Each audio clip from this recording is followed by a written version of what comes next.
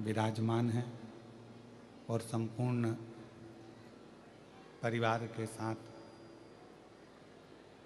एक अविरल भक्ति प्रदान कर रहे हैं। ये ऑनलाइन शिव महापुराण की कथा जो कृष्णेश्वर महादेव की ये पवित्र धारा से हो रही है, देवाधिदेव महादेव कृष्णेश्वर नाथ ही इस कथा के मुख्य यजमान हैं और उन्हीं के कृपा से, करुणा से सो सुलभा सोपान दत्तात्रेय जी नारखेड़े जी इस कथा के मुख्य यजमान हैं।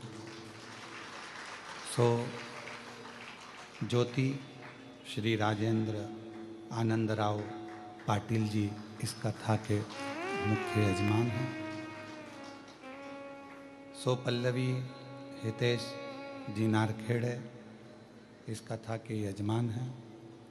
सो छोटी बहुरानी श्री गौरव जी नारखेड़े इस कथा के यजमान हैं एवं सभी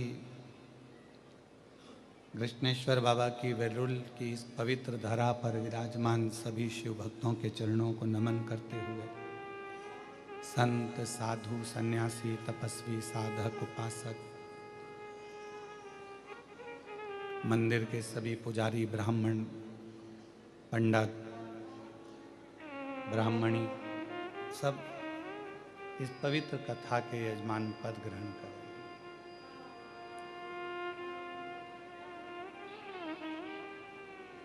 एक होती है बुद्धि का बल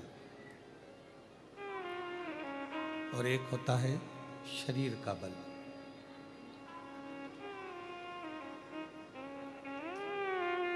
शरीर का जो बल होता है वो हमको अहंकार उत्पन्न कराता है। मुझ में इतना बल है, मुझ में इतना बल है, मैं ये कर सकता हूँ, मैं वो कर सकता हूँ, ये एक अहम दे सकता है, एक अहंकार उत्पन्न कर सकता है।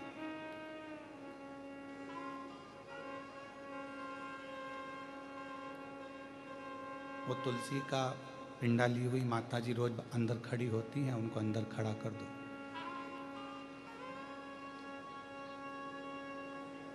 तो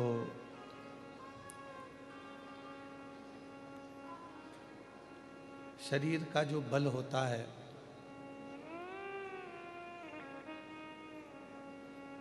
वो शरीर का बल हमको अहमता दे जाता है।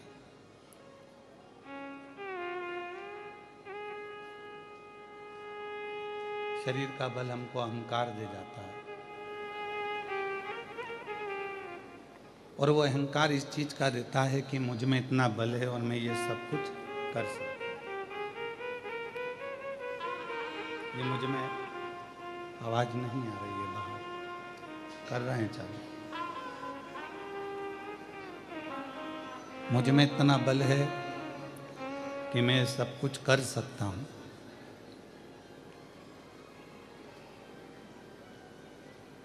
पर बुद्धि का जो बल होता है, बुद्धि का जो बल होता है ये कहता है कि अहंकार में बल को प्रदर्शित नहीं करना। आपके पास में कितनी बड़ी प्रतिष्ठा है, आपके पास में कितना बड़ा पद है, आपके पास में कितनी सेना है, कितना आपके पास में बल है, वो आपको प्रदर्शित नहीं करना।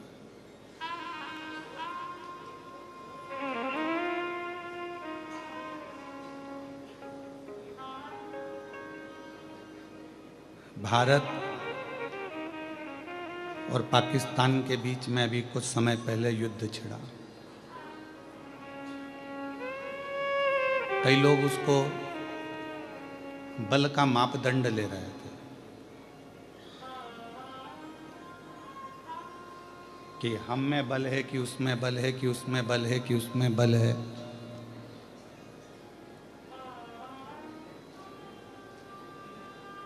जो युद्ध लड़ने के लिए मैदान में खड़ा होता है वो अपना बल नहीं दिखाता, वो अपना बुद्धि का भी परिचय देता है कि जितने लोग हमारे इस भारत देश में रहते हैं उनकी रक्षा हो जाए तो बल काम की है, नहीं तो मालूम पड़े रक्षा ना हो तो वो बल किस काम।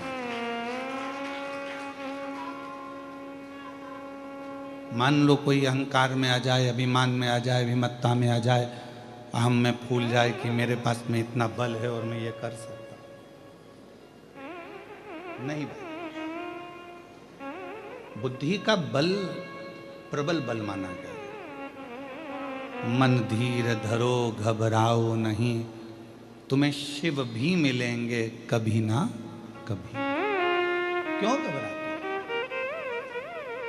मन थोड़ा सा धैर्य रखो, थोड़ा धीर रखो, ठीक है साउंड, बस बाहर का कर दो सही। मन थोड़ा सा धीर रखो, मन थोड़ा सा धैर्य रखो, घबराओ ना। तुम यदि घबराओगे तो फिर परमात्मा के नहीं हो पाओगे।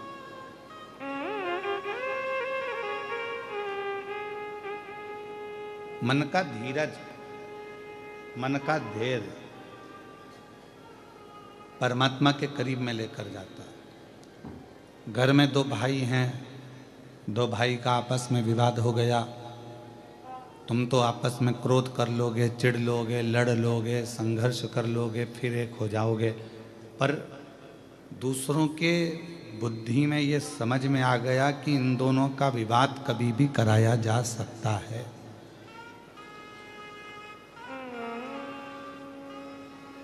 इन दोनों का झगड़ा कभी भी कराया जा सकता है, इन दोनों को कभी भी लड़ाया जा सकता है, छोटी छोटी बात।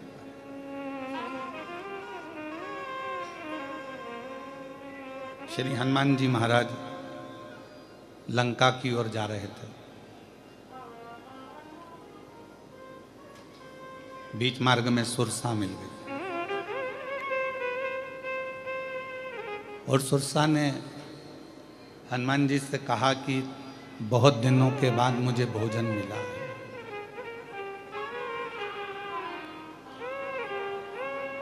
बहुत समय के बाद मुझे भरपेट भोजन प्राप्त हुआ है। भरपेट भोजन, और इतने समय के बाद यदि मुझे भोजन मिला है तो मैं इसको छोड़ूंगी नहीं।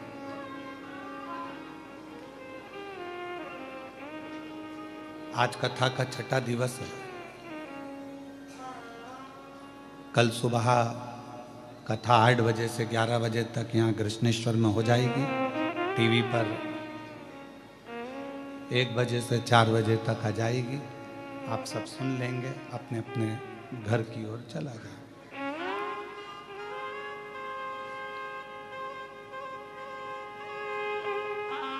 पर इस कथा में जो छठा दिन माना जाता है वो इसलिए माना जाता है कि इसको शिवरात्रि कहा जाता है।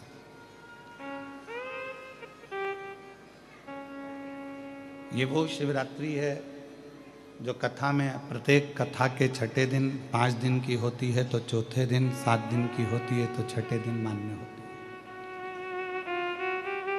शिव से वर मांगने की रात्रि। आज आप लोग जितने भी संख्या में आस्था चैनल पर, फेसबुक पर, यूट्यूब पर और यहाँ पंडाल में बैठकर इस पवित्र कथा का तत्व ग्रहण कर रहे हैं, तो ये मानकर चलें कि शिव आपको कुछ देने वाले होंगे, इसलिए शंकर भगवान ने आपको यहाँ पर बुला लिया। शिव ने आपको यहाँ बुलाया। उनकी मर्जी के बिना कोई कहीं नहीं जा सकता। आप कितना भी प्रयास कर लो कि मुझे अमरनाथ जाना है, केदारनाथ जाना है, मुझे काशी जाना है, पर तब जबकि उसकी आज्ञा नहीं होगी तुम कैसे चले जाओ?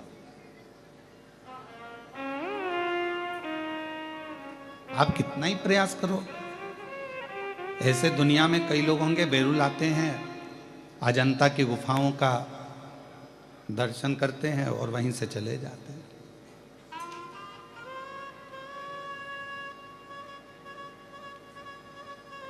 कृपा नहीं होगी तो कुछ नहीं। शिव कृपा के बिना सब सुना, सब सुना। सुरसा ने कहा कि मुझे इतने दिन के बाद भोजन मिला है, मुझे इतने दिन के बाद खाने को भरपेट भोजन मिला है, तुम मेरे को, मैं तुम्हें खाऊंगी। हनुमान जी ने कहा ठीक है। हनुमान जी ने अपना स्वरूप बढ़ाया, सुरसा ने अपना मुंह बढ़ाया, मुंह खोला। हनुमान जी ने फिर अपना स्वरूप बढ़ाया, सुरसा ने फिर अपना मुख बढ़ाया। ये 8 योजन होते, वो 16 योजन हो जाते। 1 योजन 8 मील का होता है, वो 16 योजन होती। बढ़ते बढ़ते बढ़ते बढ़ते 64 योजन तक बात पहुंच गई। हनुमान जी ने विचार करा कि अब मैंने इसको बहुत बल दिखा दिया, पर ऐसे जीतने वाला नहीं हूं। बल से दुनिया कभी नहीं जीती जा सकती। जीतना है तो प्रेम और बुद्धि से ही दुनिया को जीता जा सकता है। एक प्रेम से जीत सकते हो, दूसरा बुद्धि से जीत सकते हो। हनुमान जी ने क्या करा, इसने अपना मुख फैलाया। हनुमान जी मशक समान रूप धरकर, छोटा सा रूप रखकर मुख के अंदर प्रवेश कर बाहर निकल गए। अर्थात जो विद्वान होता है, बुद्धिमान होता है, जिसमें विद्वत्ता होती है, जो ज्ञानी होता है, वो झुककर चलना जानता है, छोटा होना जानता है। पर जिसमें केवल अभिमत्ता बड़ी होती है, बहुत अहम भरा होता है, वो दुनिया में कभी छोटा अपने आप को समझता ही नहीं। वो कभी सहजता के बिंदु को लेकर चलता ही नहीं।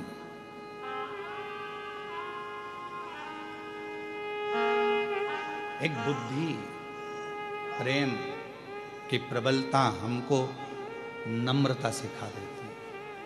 नम्रता,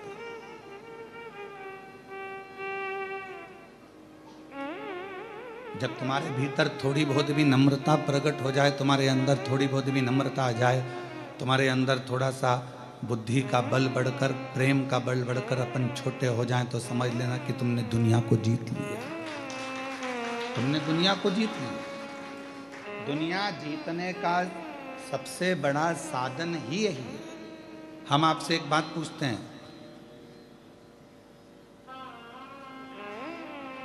एक तलवार से तुम्हारे हाथ में चोट लग जाए, तलवार से, और एक छोटा सा तिनका तुम्हारा बिल्कुल छोटा सा तुम्हारी आंख में घुस जाए, दोनों में से सबसे ज्यादा तकलीफ कौन सा देगा? जम के बोलो, आंख का तिनका। अब सोचोगे तिनका तो इतना सा है, पर तकलीफ कितनी दे रहा है। तलवार तो इतनी बड़ी है, हाथ में लग भी गया, पाँव में लग भी गया, तो तकलीफ तो उसमें ज़्यादा होना चाहिए, पर जितना तलवार के लगने से तकलीफ नहीं होती, उतना छोटा सा तिनका आंख में चले जाए तो उससे तकलीफ होती।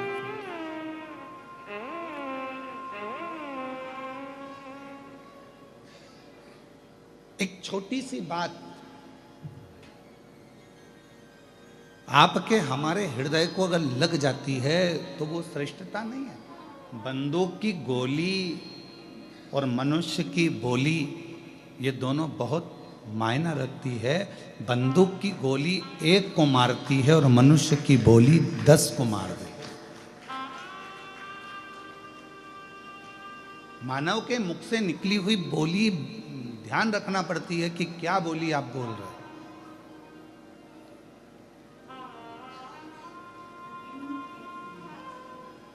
बड़ा समझ समझ कर बोलना पड़ता है। व्यास पीठ पर बोलते हैं तो बड़ा सोच सोच कर बोलना पड़ता है, तो भी लोग कितना बवाल मचाते हैं, आए दिन पुतले जला देते हैं।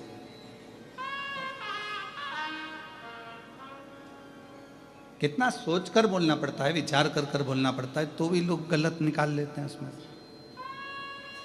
पर उस पर ध्यान नहीं दिया जाता, क्योंकि कबाड़े वाला जब तुम्हारे इधर आते हैं, कबाड़े वाले, भंगार वाले, अरे बोलो तो क्या बोलते हैं, भंगार वाला कि कबाड़ा वाला? भंगार वाला। तो भंगार वाला, कबाड़े वाला जब रोड पर चलता है तो वो भंगार ही देखते देखते चलता है, कबाड़ा देखते देखते चलेगा। भंगार वाला अगर रोड पर चल रहा है तो भंगार देखते हुए चलता है, कबाड़े वाला चल रहा है तो कबाड़ा देखते हुए चलता है। और जब अच्छा व्यक्ति चलता है, कोई शंकर का भक्त अगर रोड पर चलता है तो शिव का मंदिर देखते हुए चलता है, शिवालय देखते हुए चलता है। दोनों में अंतर है। भंगार वाला भंगार देख रहा है, कबाड़े वाला कबाड़ा देख रहा है, अच्छा व्यक्ति अच्छाई देख रहा है। और शंकर की कथा सुनकर जो शिव का भक्त हो जाता है वो चलते चलते शंकर का मंदिर ही देखता है। उसके सपने में भी शिवलिंग आता है। गाड़ी पर बैठी बैठी मोटरसाइकिल पे पति के साथ जा रही है तो सामने पेड़ के नीचे कोई ओटला दिखता है, भले उस पर शंकर जी नहीं है, फिर भी उसकी शंकर जी बैठे हैं। फिर आगे चलती है, चलते चलते उसको किसी पेड़ के नीचे फिर कोई ओटला नजर आता है। फिर पति ने पूछा कि मेरे साथ चल रही है तो बार बार हाथ क्यों? शंकर जी हैं।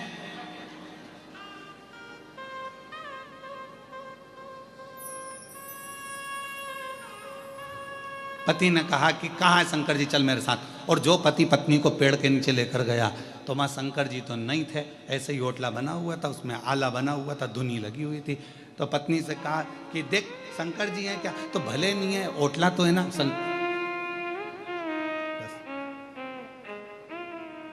दिल में शिव है, दिमाग में शंकर है, तो उसको हर जगह शिव और शंकर ही नजर आ रहा है।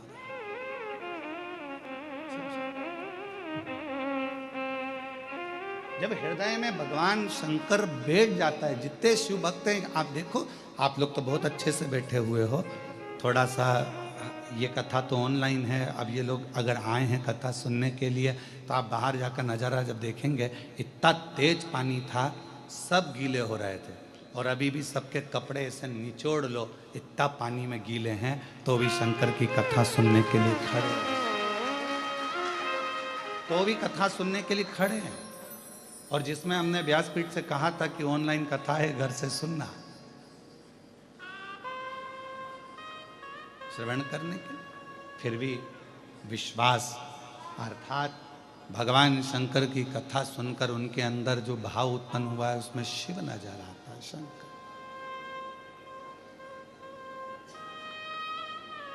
और हमको लगता है, हमको ये महसूस होता है कि लोग कहते हैं कि शिव महापुराण की कथा में दुनिया के लोग जाकर बैठते हैं तो उनका काम क्यों हो जाता है। तो हमको इसलिए लगता है कि इतने सारे शिव भक्तों में कोई ना कोई भक्त एक ऐसा आता है जिसके लिए शंकर अपना कैलाश छोड़कर यहाँ तक आता है। शिवा इतने में कितना गीला, कौन कौन गीला होता है। आज के ज़माने में आप कथा देखिए, आपके शहर में छत्रपति संभाजी नगर में हो, जलगांव में हो, आपके क्षेत्र में जब कथा हो तो बैठने के लिए वीआईपी व्यवस्था देना पड़ती है, तब कोई कथा में आता है। 25 बार जाके कहना पड़ता है पत्रिका लीजिए, कथा हो रही है, आना जरूर, तब कोई आता है। और इसकी तो सूचना नहीं है, छुपकर करना पड़ रही है तो भी ढेर लगा हुआ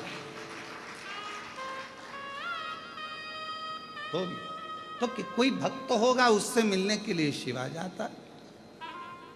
वो एक लाइन एक गीत की, पर शिव जी पे सटीक बैठती है, शंकर जी पे सटीक। वो कहते हैं ना, तो प्यार झूठा सही दुनिया को दिखाने, प्यार झूठा सही दुनिया को दिखाने, तो किसी और से मिलने के बहाने। इतनों में से कोई तो तेरा होगा, इतने शिव भक्तों में से कोई तो तुझे चाहता होगा और तेरे दिल में कोई तो बसता होगा। कहाँ नामदेव, तुकाराम, मीराबाई, कर्माबाई, नरसिंह मेहता, प्रहलाद, ध्रुव, इन सब के किसी के लिए तो तू पृथ्वी पर वापिस आ जा, इन शिव भक्तों के लिए आ और एक बार दर्शन देकर चले जा, तो हमको भी दर्शन, इनके लिए आएगा तो हमको भी दर्शन होगा। हो सकता है कि कोई के लिए तू आए और हमको दर्शन हो जाए। किसी अविरल भक्त के लिए एक बेटी ने पत्र लिखा,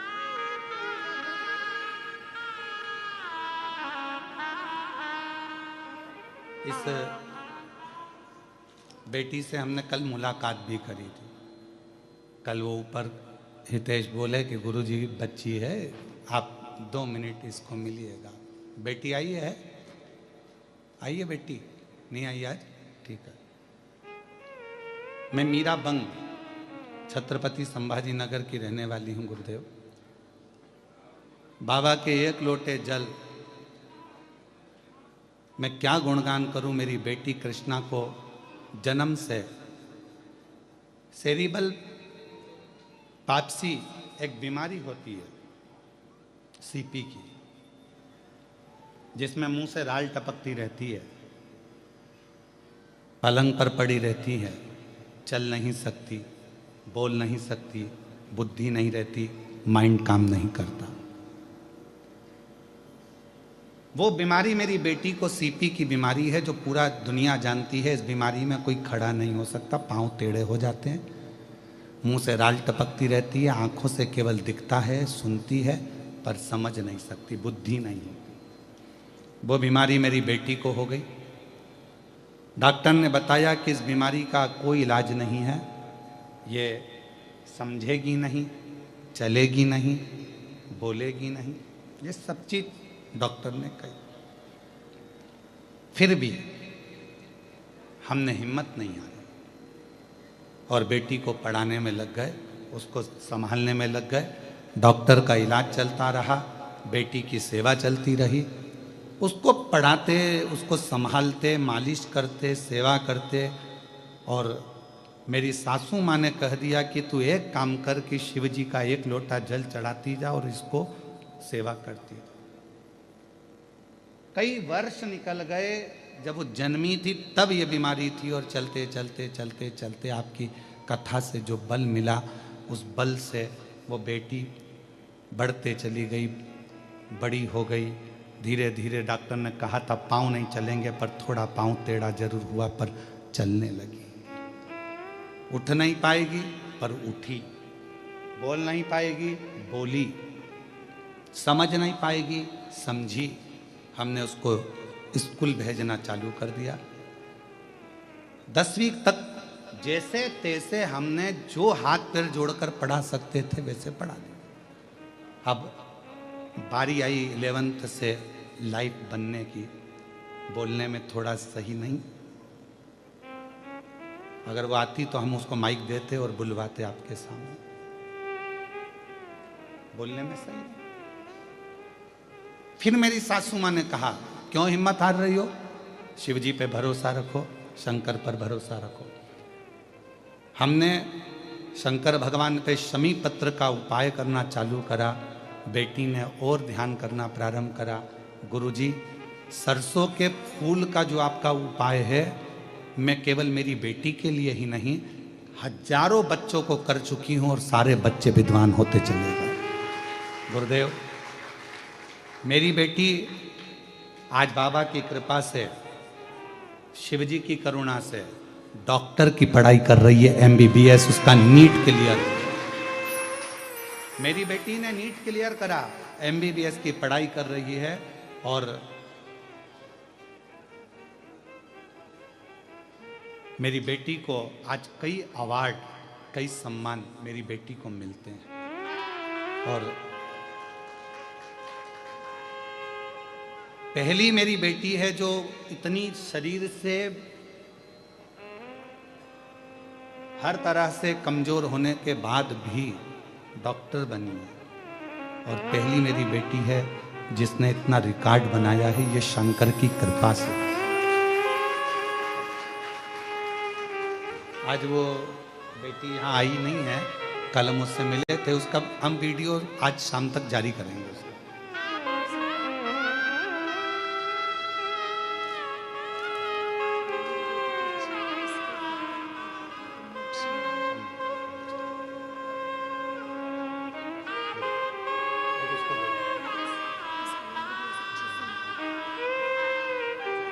उनकी मम्मी है, बेटी अभी आई नहीं है। और पिताजी भी बाल्यावस्था में चले गए थे उस बेटी के, और माँ ने उसको पूर्ण तरह से शिव का भरोसा रखकर पाल कर। शिव की कृपा। और तेरी कृपा का क्या है भरोसा, कब किस पर हो जाए जरा सी हम पर कर दो, जरा सी हम पर कर दो। जिस पर भी हो गई तेरी कृपा करुणा, वो भव पार हुआ, भव पार हुआ।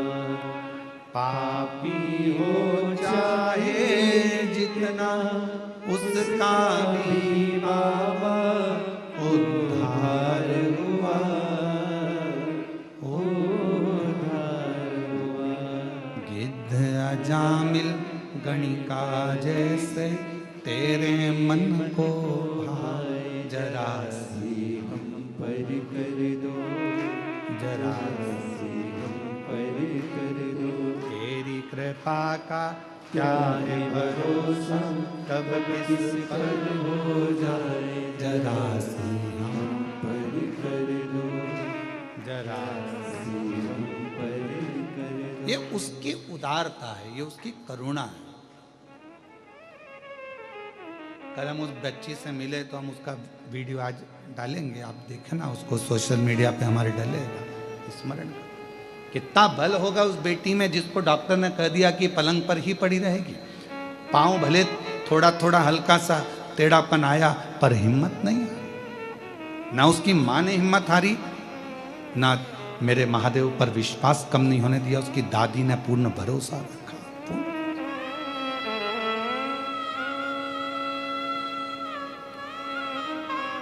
जितना छोटे बनकर हम फिर निवेदन करें, तुम में से कोई एक शंकर का ऐसा उपासक होता है जिसके लिए मेरे महादेव को आना पड़ता। शिव का उपासक, शंकर का।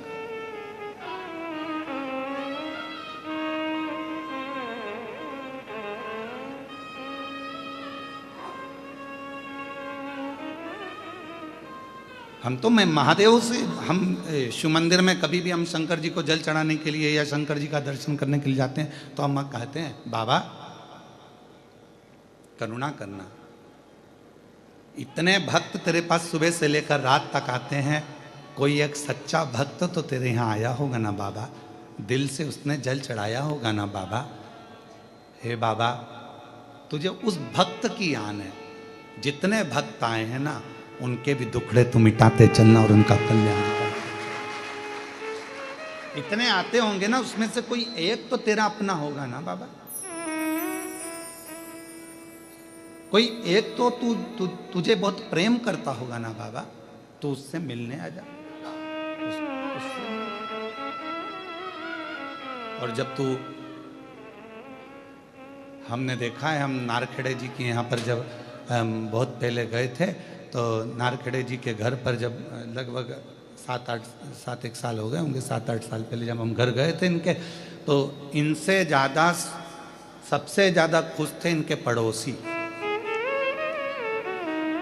इनके घर में तो जनता भरी हुई थी और पड़ोसी इनके घर में भरे हुए थे, बड़े आराम से दर्शन कर रहे थे, आनंद ले रहे। तो किसी के बहाने भी कोई आ जाए तो दूसरों को लाभ तो मिलता है ना। जैसे नारखेड़े जी पाटिल जी कथा कराए, हम पाटिल जी के भी घर गए तो हमने देखा उनके घर की गली के अंदर सब भरे पड़े हुए थे। तो वो फायदा, भले बुलाया इनने, कथा जजमान बनेंगे, पर आज लाभ तो पूरे कृष्णेश्वर क्या पूरी दुनिया को ऑनलाइन कथा का मिल रहा है, प्राप्त तो हो रहा है। हे शिव, हे शंकर, करुणा सागर, करुणा करने वाले, हे दया करने वाले दयालु, तू करुणा कर, करुणा। महाराज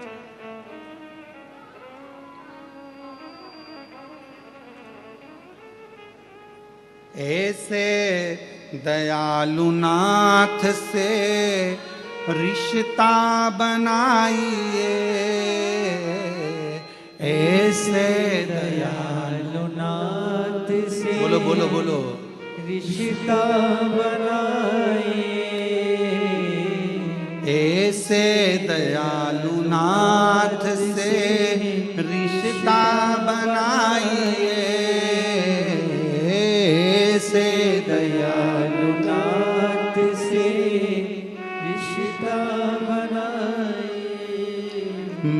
मिलता रहेगा आपको जो कुछ भी चाहिए, मिलता रहेगा आपको जो कुछ भी चाहिए, ओ मिलता रहेगा आपको जो कुछ भी चाहिए। ऐसा करिश्मा होगा जो हुआ कभी नहीं, ऐसा करिश्मा होगा जो हुआ कभी नहीं। तेरी दया बनी रहे जब तक है जिंदगी, तेरी दया बनी रहे जब तक है जिंदगी, तेरी दया बनी रहे जब तक है जिंदगी। मांगा है मैंने कृष्णेश्वर नाथ से वरदान एक ही, मांगा है मैंने कृष्णेश्वर नाथ से वरदान एक ही। तेरी दया बनी रहे जब तक है जिंदगी, तेरी दया बनी रहे जब तक है जिंदगी। मांगा है कृष्णेश्वर नाथ से वरदान एक ही। आप भी बोलो, मांगा है कृष्णेश्वर नाथ से वरदान एक ही। तेरी दया बनी रहे जब तक है जिंदगी, तेरी दया बनी रहे जब तक है जिंदगी। मांगा है बाबा से वरदान एक ही, मांगा है भोले बाबा से वरदान एक ही। और फिर इस भजन की एक लाइन अपनी बुद्धि में बिठा कर रखिएगा, ऐसे दयालु नाथ से रिश्ता बनाइए,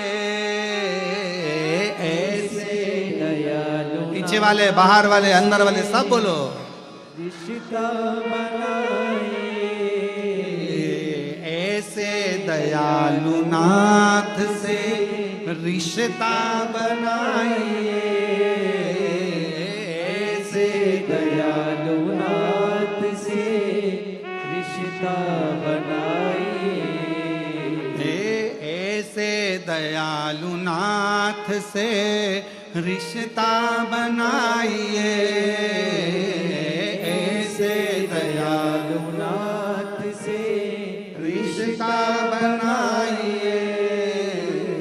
मिलता रहेगा आपको जो कुछ भी चाहिए, मिलता रहेगा जो चाहोगे, जो मांगोगे सब मिल जाएगा। बस रिश्ता बना कर रखना, प्रेम बना कर रखना। अगर प्रेम है, रिश्ता है, तो दुनिया का सब कुछ मिलेगा, जो मांगोगे वो मिलेगा। मिलता रहेगा आपको जो कुछ भी चाहिए, मिलता रहेगा आपको जो कुछ भी चाहिए। फिर इस पत्र को ध्यान कर कर उस बेटी का वीडियो भी देखना, शाम को हम डालेंगे। ऐसा करिश्मा होगा जो हुआ कभी नहीं, ऐसा करिश्मा होगा जो हुआ कभी नहीं। तेरी दया बनी रहे जब तक है जिंदगी, तेरी दया बनी रहे जब तक है जिंदगी। माँ मांगा है मैंने बाबा से वरदान एक ही, मांगा है मेरे बाबा से वरदान एक ही, तेरी कृपा रहे जब तक है जिंदगी, तेरी कृपा बनी रहे जब तक है जिंदगी। बस मेरे शिव तेरी करुणा, तेरी उदारता, तेरी दया ऐसी बना कर रखना कि अंतिम श्वास तक तू मेरे करीब। क्या मांगा क्या नहीं, विश्वास, भरोसा, दृढ़ता, बहुत सारा शरीर का बल बढ़ गया और सोचो कि परमात्मा मिल जाए, शरीर के बल से नहीं। कोई हाथ पांव से भी विकलांग होता है तो भी भगवान मिलता है, कोई नेत्र से नहीं देख पाता तो भी भगवान मिलता है।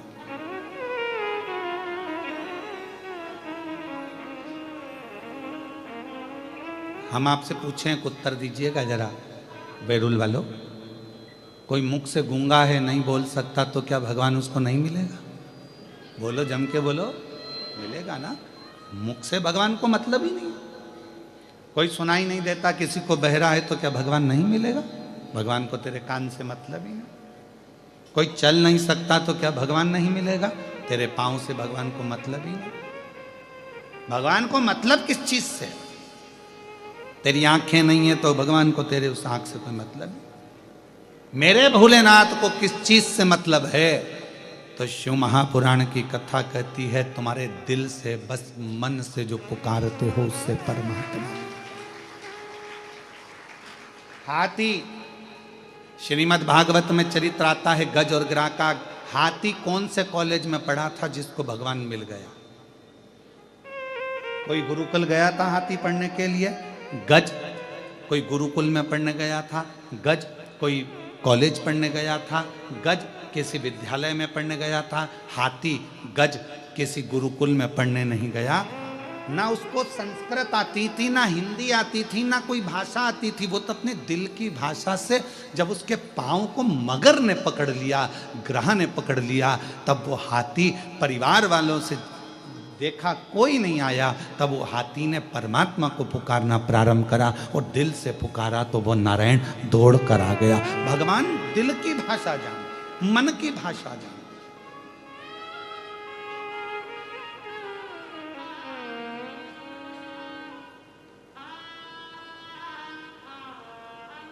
मेरा परमात्मा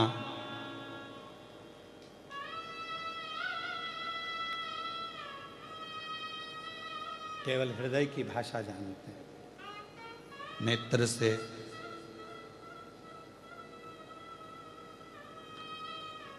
उन्हें कोई मतलब, वाणी से उन्हें कोई मतलब। तुम्हारी जन्म तारीख क्या है? सब अपनी अपनी जन्म तारीख जानते हो? अरे बोलो तो जम के। तुम्हारी जन्म तारीख से कोई तुमको पहचानता है? बोलो, पहचानता है? नहीं। काय से पहचान होती है इंसान की? मीराबाई कितनी तारीख को जन्मी, कर्माबाई कितनी तारीख को जन्मी, संत ध्रुव जी महाराज कितनी तारीख को जन्मे, प्रहलाद जी महाराज कितनी तारीख को जन्मे, नामदेव जी कितनी तारीख को जन्मे, रामकृष्ण परमहंस कितनी तारीख को जन्मे, स्वामी विवेकानंद जी कितनी तारीख को जन्मे। जन्म से कोई मतलब नहीं है, व्यक्ति के कर्म से मतलब है कि उसने जिंदगी में आकर करा। उन्होंने जिंदगी में आकर क्या करा? मीराबाई ने आकर भगवत भजन का कर्म किया, नामदेव जी ने क्या करा, ध्रुव जी ने क्या करा, प्रहलाद जी ने क्या करा, स्वामी विवेकानंद जी ने क्या करा, रामकृष्ण परमहंस जी ने क्या करा। इस संसार में आने के बाद व्यक्ति ने कर्म कैसा करा, उससे पहचान होती है। तुम्हारी जन्म तारीख से तुम्हारी पहचान नहीं है कि तुम्हारा, हाँ बस ये हो सकता है कि तुम्हारा वीज़ा बन जाए, पासपोर्ट बन जाए, तुम्हारा ये काम हो जाए, वो काम हो जाए जन्म तारीख से। बाकी के परमात्मा के मिलन के लिए तुम्हारा कर्म जरूरी है।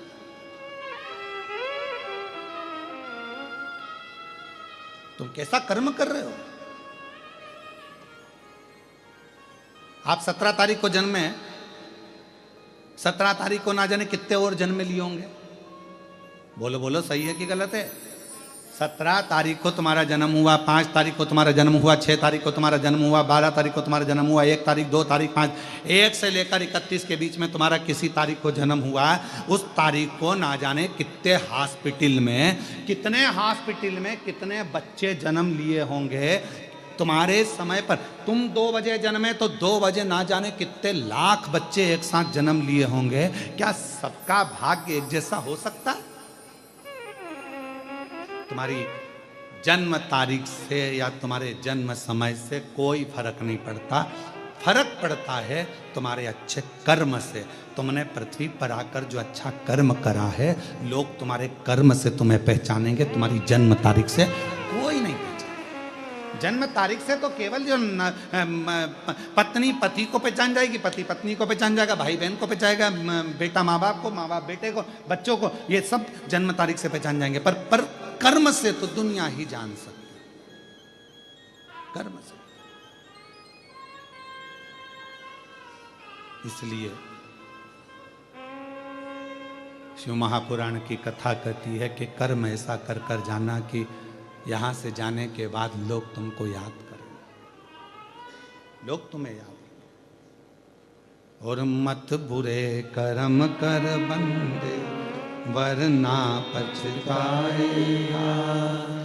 भगवान की आँखों से तू बच नहीं पाएगा, तू बच नहीं पाएगा। अरे ओ ज्ञानी मत करना नारी, अरे ओ अज्ञानी मत करना नारी। तेरे कर्म का फल भी तू ही पाएगा, जैसा किया तूने तेरे आगे आएगा। मत बुरे कर्म कर बंदे वरना पछताएगा। भगवान की आँखों से तू बच नहीं पाएगा, तू बच नहीं पाएगा। अरे ओ अज्ञानी मत करना दानी, अरे ओ अज्ञानी मत करना दानी। कौन पहचानेगा? तुम्हारी जन्म तारीख 15 है, 16 है, 10 है, 20 है, इससे कौन जानेगा आपका कर्म कैसा है? उससे लोग पहचानते हैं। क्यों? माता सती से ज्यादा माता पार्वती को पूछा जाता है। सती माता अपने शरीर को अपने पिता के घर में क्रोध की अग्नि से प्रकट कर कर जला लेती हैं, भस्म कर लेती हैं। क्रोध की अग्नि से मां सती अपने शरीर को जला लेती हैं। क्रोध की अग्नि से। और जब क्रोधाग्नि से ये सती माता का शरीर जल जाता है तो फिर देवताओं को लगता है कि यह क्रोध की अग्नि में क्यों जला, क्यों, किस लिए? पर पार्वती जी मैया को सब मानते हैं, माँ जगतजननी दुर्गा भवानी को सब मानते हैं। पार्वती को मानने का कारण क्या है? माँ जगतजननी को मानने का कारण क्या है? क्योंकि माता पार्वती ने जितनी बार तप करा, पार्वती जी ने खुद के लिए कुछ नहीं मांगा, जन कल्याण के लिए मांगा। शिवजी का विवाह अगर पार्वती जी के साथ में नहीं होता तो शायद तारकासुर का अंत नहीं होता। तारकासुर मरता नहीं। तारकासुर का वध पार्वती माता ने स्वयं तप कर कर शिव को राजी करा, तब भगवान शंकर का पार्वती जी के साथ में विवाह हुआ। तब जाकर ये तारकासुर के मारने के लिए षडानंद कार्तिकेय का जन्म हुआ। तब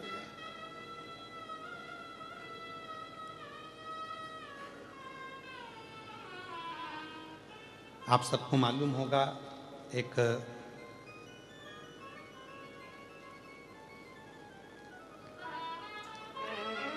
मां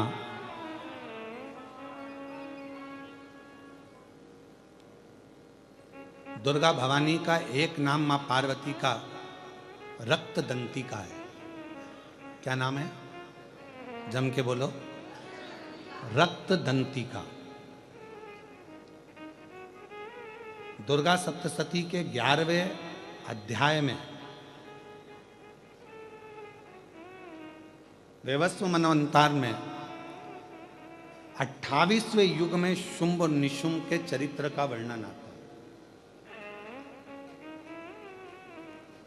और शुंभ निशुंभ को मारने के बाद मां दुर्गा भवानी एक वेप्रचिति नाम का एक असुर हुआ।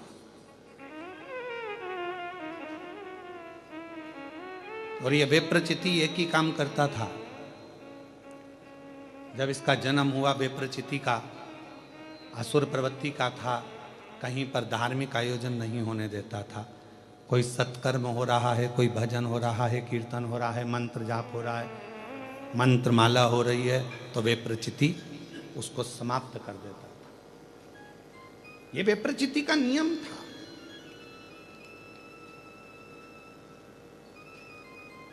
पितरों के पास में अगर कोई भाग जा रहा हो, पितृलोक में अगर कोई भाग जा रहा है, तो पितृलोक के भाग को भी वेप्रचिति खुद खा लेता, खुद धारण कर लेता।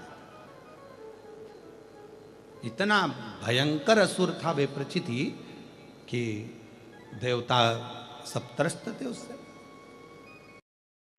एक बार भगवान ब्रह्मा जी ने भगवान नारायण से पूछा कि ये वेप्रचिति का वध कौन करेगा, इस वेप्रचिति का संहार कौन करेगा? तो कहा पितरों की 3 कन्याएं, मैना, धन्या और कला। मैना जी के घर में मां पार्वती का जन्म होगा और पार्वती जी जब अपने नाना जी से मिलने के लिए पितृलोक जा रही होंगी और ये वेप्रचिति उनको रोकेगा, तब उनके भाग को रोकेगा, उनके अन्न भाग को रोकेगा, या उनके पुण्य भाग को रोकेगा, तब मां पार्वती इनका संहार करेगी। कितना सुंदर व्याख्यान इस वेप्रचिति की कथा में आता है। माता का नाम रक्तदंती का कैसे पड़ा, वो शिव महापुराण की कथा वर्णन करती है कि वेप्रचिति भ्रमण कर रहा था यहां तहां पर। पितृ बड़े सरल थे, पितृ बड़े सहज, पितरों की बड़ी नम्रता। ये दुनिया के लोग कहते हैं ना कि पितृदोष लग गया, पितृदोष लग गया, पितृदोष लग गया, ये लोग कहते हैं अपनी जगह पर शास्त्र नहीं कहता कि पितृदोष लगा। शास्त्र कहता है कि हमारे घर के पितर, हमारे घर के पूर्वज हमको देखकर हमेशा खुश होते हैं, कभी बद्दुआ नहीं देते हैं, कभी बद्दुआ नहीं देते।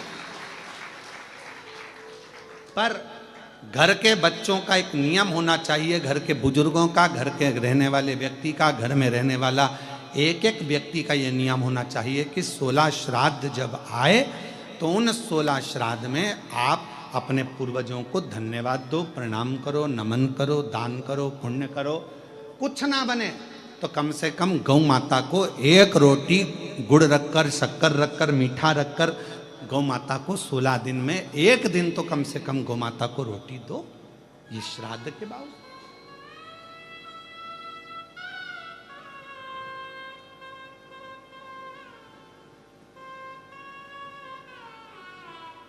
कितना बड़ा हमारा परिवार है, कितना बड़ा।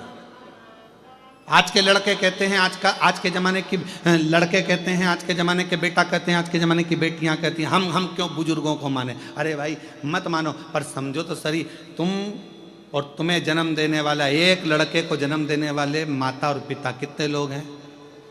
2 लोग, माता और पिता। अब तुम्हारे माँ बाप को जन्म देने वाले कहां से हो गए? 2। तुम्हारे माँ बाप को जन्म देने वाले हो गए 4, 2 उधर के, 2 उधर के।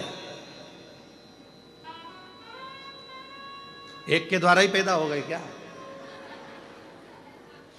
बोलो बोलो, सही है कि गलत है? जम के बोलो। उधर जैसे पत्नी है तो इसके माँ बाप, तभी तो पत्नी हुई है, फिर पति, इसके माँ बाप, तो 2 के कितने हो गए? 4। अब उनके दादाजी के निकालो तो दादा के कितने हो गए? 8।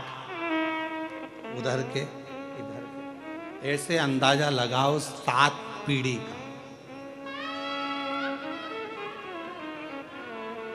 ऐसे अंदाजा लगाओ 7 पीढ़ी का, और 7 पीढ़ी का अंदाजा लगाकर देखोगे तो मालूम पड़ेगा कि जितना 7 पीढ़ी के अंतर्गत जो पूर्वजों का एक तत्व सब में रहा है, वो तत्व हम में भी रहता है। जैसे पिताजी के पिताजी को चिड़चिड़पन रहा है, तो वो पिताजी को भी रहेगा, उसकी औलाद को भी रहेगा, उसके पोते को भी रहेगा, उसकी पोती को भी रहेगा। ये नियम है, नीति है, वहीं से चला आ रहा है, इसको कोई रोक नहीं सकता।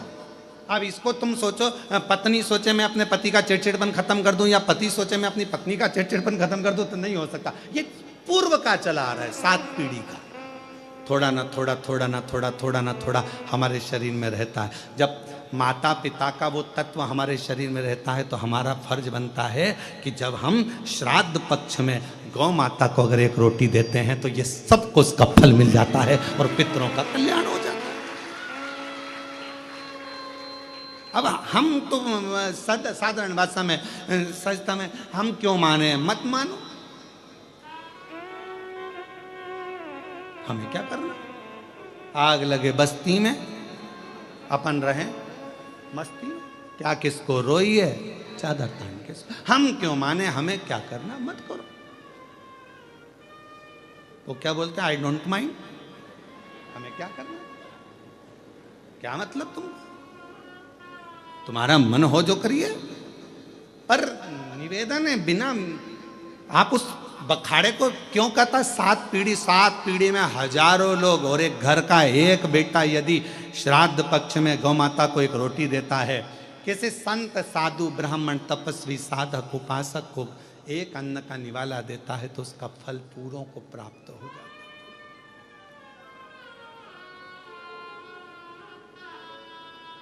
पूरों। और इससे ज्यादा, बेटे से ज्यादा फल एक लड़की, एक बहू को प्राप्त होता है।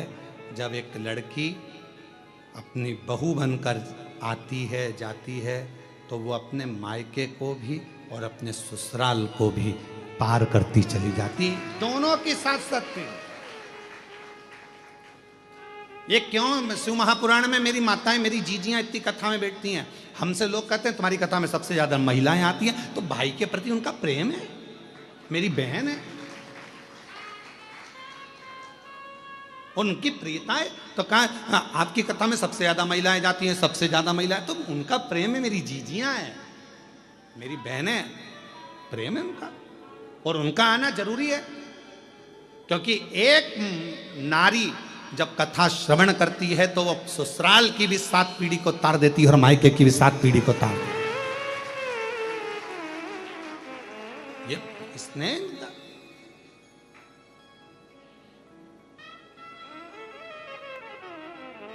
और उनका हृदय वो भाव से जो पुकार रही हैं, भाव से जो भगवत भजन कर रही हैं, उसको प्राप्त कर। महाराज सती मैया से ज्यादा मां पार्वती, और पार्वती मैया का एक स्वरूप रक्त दंतिका मेरी माता का एक नाम हुआ। दुर्गा भवानी का, जगत जननी जगदम्बा अंबा भवानी का एक नाम था रक्त दंतिका, रक्त दंतिका। और वो रक्त दंतिका जो नाम पढ़ा, बेप्रचिति एक ऐसा असुर, वो बेप्रचिति ना पूर्वजों का भाग जाने दे, ना भजन होने दे, ना संकीर्तन होने दे, ना स्मरण होने दे, ना मंत्र जाप, ना माला जाप, ना नाम कीर्तन, कुछ नहीं। और ऐसे विप्रचिति जैसे असुर दुनिया में बहुत सारे घूम रहे महाराज, बहुत सारे, जो भगवत भजन नहीं करने देते, भगवत नाम नहीं जपने देते, नाम नहीं लेने देते, राम नाम, कृष्ण नाम, शिव नाम नहीं जपने देते, कहीं ना कहीं हमारे मार्गों को भटका देते हैं और हमें भगवान से दूर कर देते।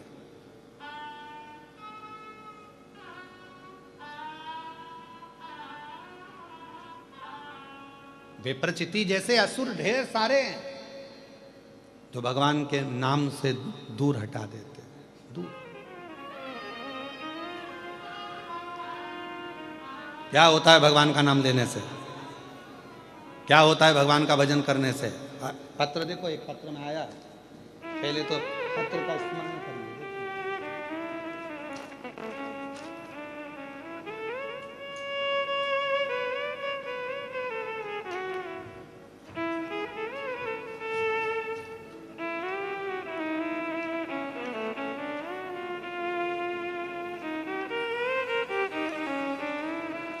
पूजा सुनील माहौर, सिल्लोड शहर की रहने वाली हूँ। कहीं बैठी हो तो हाथ हिला सकती हैं। पूजा सुनील माहौर सिल्लोड शहर की रहने वाली है। अगर कहीं बैठी हो तो हाथ हिला सकती हैं और अंदर आकर एक बेलपत्र ले सकती हैं। मेरे पति शराब के लत में इतने डूबे रहते थे कि हम सब परेशान रहते थे। अब देखिए कथा सुनने का फल क्या होता है। ऐसा दुनिया का कोई काम नहीं है जो हमने शराब छुड़ाने के लिए नहीं करा हो, सब कुछ करा, फिर भी शराब नहीं छूटी। सन 2023, अभी क्या चल रहा है? 25, 23, 24, 25।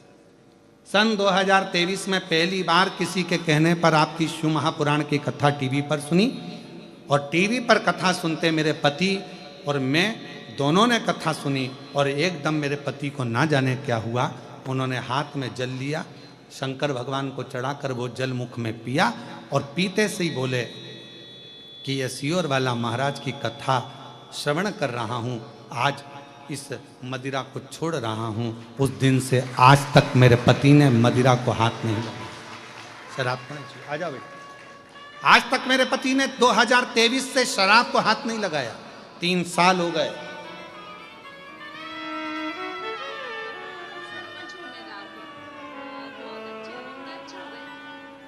कौन से गांव में सरपंच? गांव में सरपंच हैं दीदी, एक बार जोरदार ताली बजाओ उनके लिए। अभी गांव में सरपंच पद पर नियुक्त है सरपंच, और शिव पर भरोसा कितना कितना। कौन सा गांव बताया था? पिंपर, हाँ हाँ पिंपर सिल्लोड, वही नाम। तेरी पहचान के का बेटा? तो वो एक लाइन अच्छी लिखी है, अब आप और हम गुनगुना लेते कि लुटा दिया भंडार काशी वाले ने, कर दिया माला माल काशी वाले ने, लुटा दिया भंडार काशी वाले ने, कर दिया माला माल काशी वाले, जो जैसी भावना लाया वो वैसा ही फल पाया। एक पत्र और अच्छा है, देखिए। नहीं खा मैं सोमवती कैलाश हिंग मिरे लासुर स्टेशन गंगापुर जिला छत्रपति संभाजी नगर की रहवासी हूँ। कहीं बैठी हों तो हाथ हिला सकती हैं। आप ही हैं? आ जाइए, एक बेलपत्र ले जाना, आ जाओ। हेमवती कैलाश हिंग मेरे लासुर स्टेशन गंगापुर छत्रपति संभाजी नगर। गुरुजी, हम हितेश भैया नारखेड़े पाटिल काका जी को, सोपान दत्तात्रेय नारखेड़े जी को बहुत बहुत धन्यवाद देते हैं, जिन्होंने ये कथा कृष्णेश्वर में कराकर हमारी कामना पूर्ण कर दी। गुरुदेव, एक लोटा जल का क्या गुणगान करूं। मेरा लड़का इंडियन आर्मी की तैयारी कर रहा था, साथ में एक लोटा जल चढ़ाने पर भी मैंने उसको बोला, उसने मन से शिव जी को आपकी कथा सुनकर जल चढ़ाना प्रारंभ करा, मंदिर में झाड़ू पोछा करना प्रारंभ करा। आप कहते हो अपनी मेहनत को 4 गुना बढ़ाओ। अभी तक मेरा बेटा जितनी बार एग्जाम दे रहा था क्लियर नहीं हो रहा था, अब उसने अपनी मेहनत को आपके कहने पर 4 गुना बढ़ा दिया। और 4 गुना मेहनत बढ़ाते बढ़ाते मेरा बेटा मंदिर भी जाता, झाड़ू भी लगाता, पोछा भी लगाता, सेवा भी करता, लोटा भर के जल भी चढ़ाता। और बाबा का ऐसा क्रम हुआ कि हमने पशुपति व्रत किया और बाबा की कृपा से आज मेरे बेटे का इंडियन आर्मी में सिलेक्शन हो गया। जम्मू कश्मीर में मेरा बेटा जॉब कर रहा है, जिसका फोटो लगाया जा रहा है। आ जाइए, जिसका फोटो लगाया गया। मेरा बेटा जम्मू कश्मीर में जॉब कर रहा है, ये उसका फोटो है जो लगाया गया। दिखा दिया, आस्था चैनल पर दिखाया। एक लोटे जल का मैं क्या वर्णन करूं। नीचे लाइन लिखी है, तेरी कृपा का भरोसा कब किस पर हो जाए, जरा से हम पर कर दो, जरा से हम पर कर दो। तेरी कृपा का क्या है भरोसा, कब किस पर हो जाए, जरा से हम पर कर दो, जरा से हम पर कर दो। जिस पर भी हो मेरी तेरी कृपा करुणा, वो भव पार हुआ, भव पार हुआ। एक पत्र और है। मेरा नाम शारदा अशोक घोड़फले, मैं छत्रपति संभाजी नगर से हूँ। कहीं बैठी हों, हाथ हिला सकती हैं। मेरा नाम शारदा अशोक घोड़फले, छत्रपति संभाजी नगर से। अगर आई हों तो एक बेलपत्र लेने के लिए आ सकती हैं। मेरे भाई के लड़के को अचानक से पेट में दर्द हुआ, आकोला के अस्पताल में उसको एडमिट किया, तो डॉक्टर ने बोला कि इसको बड़ी बीमारी है, पेट का ऑपरेशन अभी ही करना पड़ेगा। हम लोग घबरा गए।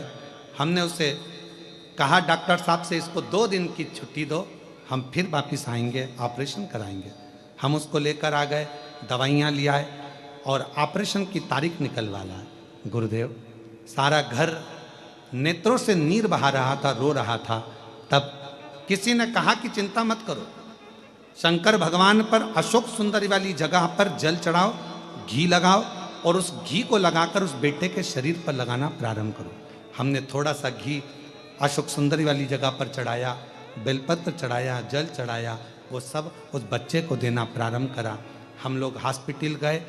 3 दिन बाद जो तारीख थी ऑपरेशन की, डॉक्टर ने जांच करना प्रारंभ करा और डॉक्टर ने कहा कि सारी रिपोर्ट नॉर्मल आई है, अब ऑपरेशन की जरूरत नहीं है, अब ऑपरेशन नहीं करना पड़ेगा, सारी रिपोर्ट नॉर्मल, ऑपरेशन की जरूरत नहीं। आप कितना भरोसा जितना शिव पर करोगे, जितना जितना भरोसा, जितना विश्वास आप भगवान शंकर पर करोगे, शिव कैसे ना दे बात। और महादेव नमः चरणों में, महादेव नमन चरणों में, स्वीकार कीजिए सबका किया है मेरा भी उद्धार कीजिए, उद्धार कीजिए। है त्रिपुंडधारी, है त्रिशूलधारी, है त्रिपुंडधारी, है त्रिशूलधारी। चरणों में तेरे बाबा जी पावन है चारों धाम, तेरी देव करते वंदना, पूजे है सीताराम। हो जाए पूरी कामना, हो जाए पूरी कामना, उपकार कीजिए सबका किया है मेरा भी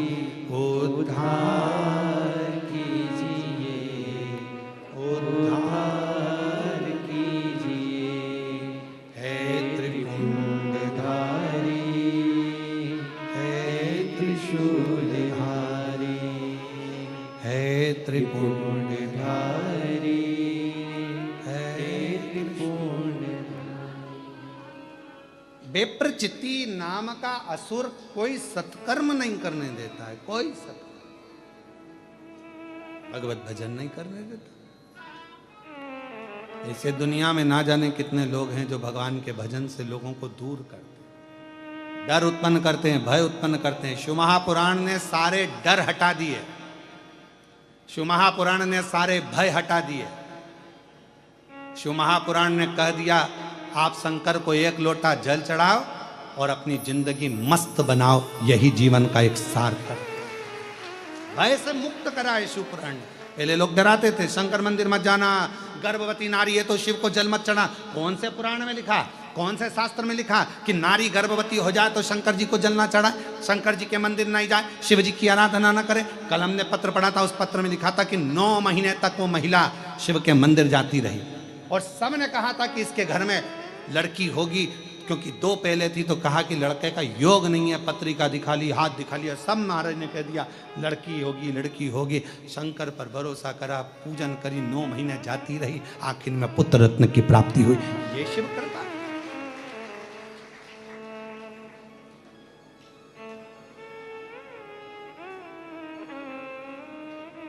शिव महापुराण ने भय से मुक्त करा, भय से मुक्त।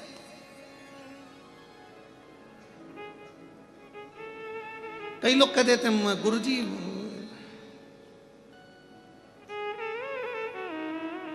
हो सकता है बुरा लग जाए हमारी बात का, परंतु सत्य है तो सत्य है। कई लोग कह देते हैं उनको देवी जी आ रही है, उनको वो देवता आ गया, तुम्हारे पास फुर्सत नहीं कथा में आने की, तो देवता फिर ही बैठे तेरे अंदर आने की।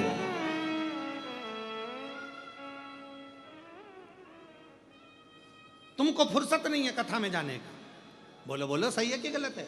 तो भगवान एकदम फ्री बैठे हैं कि कोई मुझे बुलाएगा, शरीर के अंदर ये देवता आ गए, वो देवता आ गए, वो आ गया, वो आ गया, वो आ गया। अरे संसार सागर है। कई लोग कहते हैं उसने हमारा बुरा कर दिया, कोई कहता है उसने हमारा ऐसा कर दिया, उसने टोना कर दिया, उसने टोटका कर दिया, उसने ये कर दिया, उसने वो कर दिया। याद रखना, ललाट पर जो लिखा है उसे तो परमात्मा भी नहीं काट सका है। याद रखना, ललाट पर जो लिखा, सबके ललाट पर लिखा है, काटा नहीं जा सकता, पर उसको धीरे धीरे मिटाया जा सकता है। एक लोटा जल चढ़ा चढ़ा कर, भगवान की भजन कर कर, मंत्र जाप कर कर। बोलो राम जी के साथ में कितने, भगवान राम जी के पास में कितने बड़े बड़े गुरु थे। भगवान राम जी के पास में, भगवान कृष्ण के पास में कितने बड़े बड़े गुरु थे। सारा त्रिकालदर्शी थे, सब कुछ जानते थे, सब कुछ बता सकते थे। पर राम जी के वनवास को क्या रोक सके? नहीं, क्योंकि जो लिखा था वो हुआ। बस ये है कि जाते जाते मेरे राम जी से स्वयं जा रहे थे तो दशरथ जी ने कह दिया था, गुरु बाबा ने कह दिया था, राम तुम वन जा रहे हो 14 वर्ष के लिए, एक बात कहूं, जाना तो पड़ेगा पर तुम्हें मालूम नहीं पड़ेगा वन का समय, इसलिए एक काम करना, शंकर भगवान के पार्थिव लिंग की पूजन करना। मेरे राम जी का नियम था प्रतिदिन पार्थिव लिंग का निर्माण करते थे, इसलिए अयोध्या से लेकर लंका के बीच में रामेश्वर धाम तक जितना राम पथगमन बना हुआ है, उस राम पथगमन पर अपनी गाड़ी को लेकर जाइए।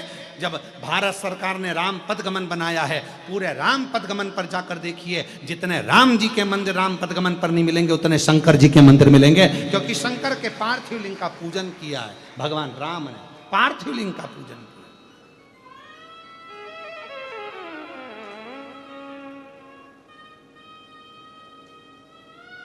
शिव आराधना का फल ही यही है, शिव आराधना।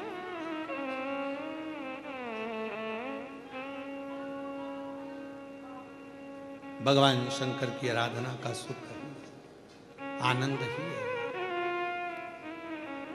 और मेरे भोले तेरा सहारा है, मेरे भोले तेरा सहारा है, मेरी नैया का तू किनारा है, मेरी नैया का का तो किनारा है। मेरे बाबा तुझे पुकारा है, मेरे बाबा तुझे पुकारा है, मेरी नैया का का तो किनारा है। मेरी नैया का तो किनारा है। आपकी श्रेष्ठता परमात्मा के भजन में, जैसे मां जगतजननी जगदम्बा अम्बा पार्वती देखती हैं विप्रचिति को, और विप्रचिति क्या कर रहा है। आज मां पार्वती जी अपने नाना के घर पितृलोक में जा रही थी और विप्रचिति वहां बैठा हुआ था। बैठा पार्वती अपनी अलमस्ती आनंद में भक्ति में भजन में डूबती हुई जा रही।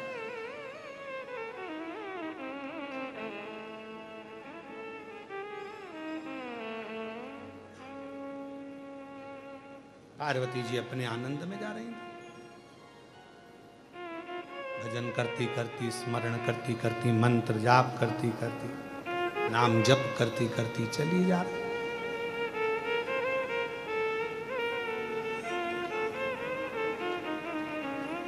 समझाना बड़ा मुश्किल है, आखिर वो दर्द दिल है।